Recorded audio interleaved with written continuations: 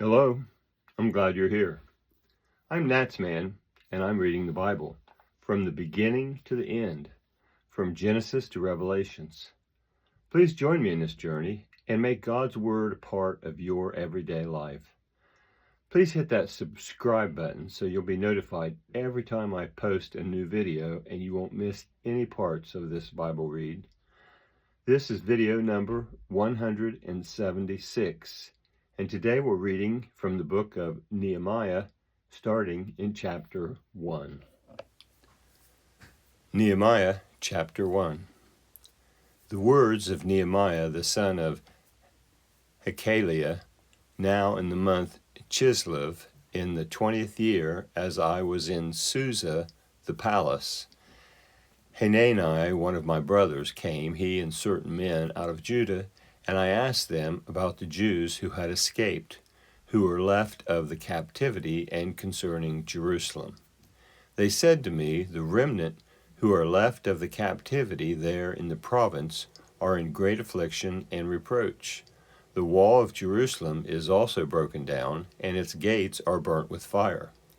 When I heard these words, I sat down and wept, and mourned several days, and I fasted and prayed before the God of heaven, and said, I beg you, Lord, the God of heaven, the great and awesome God who keeps covenant and loving kindness with those who love him and his commandments, let your ear now be attentive and your eyes open, that you may listen to the prayer of your servant, which I pray before you at this time, day and night, for the children of Israel, your servants, while I confess the sins of the children of Israel, which we have sinned against you. Yes, I and my father's house have sinned. We have dealt very corruptly against you, and have not kept the commandments, nor the statutes, nor the ordinances which you commanded your servant Moses. Remember, I beg you, the word that you commanded your servant Moses, saying, If you trespass, I will scatter you amongst the peoples. But if you return to me, and you keep my commandments, and do them, though your outcasts were in the uttermost parts of the heavens, yet I will gather them from there, and will bring them to the place that I have chosen to cause my name to dwell there. Now these are your servants and your people, whom you have redeemed by your great power and by your strong hand. Lord, I beg you, let your ear be attentive now to the prayer of your servant and to the prayer of your servants who delight to fear your name, and please prosper your servant today and grant him mercy in the sight of this man. Now I was cupbearer to the king. That's the end of 1. Now Nehemiah 2. In the month Nisan, in the 20th year of Xerxes the king, when wine was before him, I picked up the wine and gave it to the king. Now I had not been sad before in his presence. The king said to me, Why is your face sad? Since you are not sick, this is nothing else but sorrow of heart. Then I was very much afraid. I said to the king, Let the king live forever. Why shouldn't my face be sad when the city, the place of my father's tombs, lies waste, and its gates have been consumed with fire? Then the king said to me, What is your request?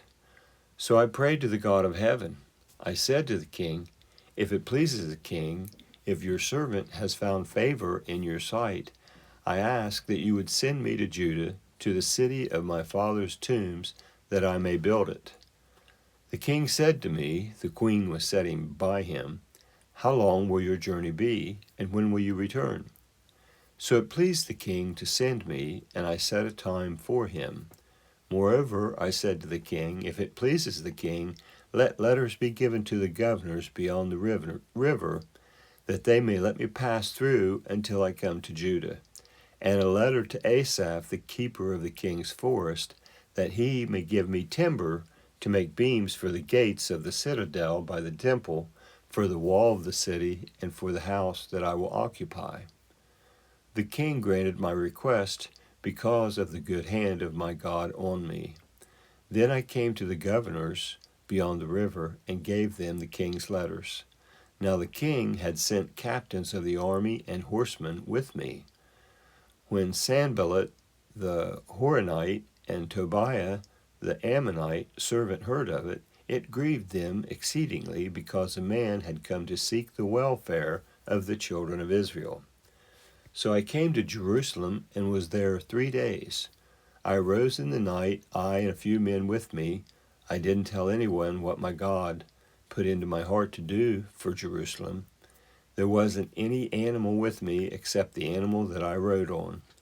I went out by night by the valley gate towards the jackal's well, then to the dung gate, and I inspected the walls of Jerusalem, which were broken down, and its gates were consumed with fire. Then I went on to the spring gate and to the king's pool, but there was no place for the animal that was under me to pass. Then I went up in the night by the brook and inspected the wall, and I turned back and entered by the valley gate, and so returned.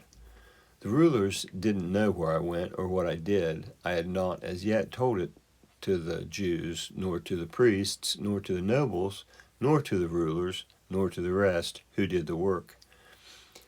Then I said to them, "You see the bad situation that we are in, how Jerusalem lies waste, and its gates are burnt with fire. Come, let's build up the wall of Jerusalem, that we won't be disgraced." I told them about the hand of my God which was good on me, and also about the king's words that he had spoken to me. They said, "Let's rise up and build." So they strengthened their hands for the good work. But when Sanballat the Horonite, Tobiah the Ammonite servant, and Geshem the Arabian heard it, they ridiculed me and despised me, and said, "What is this thing that you are doing? Will you rebel against the king?" Then I answered them and said to them, "The God of heaven will prosper us. Therefore we, his servants, will arise and build. But you have no portion, nor right, nor memorial in Jerusalem." That is the end of Nehemiah chapter 2 and the end of this video.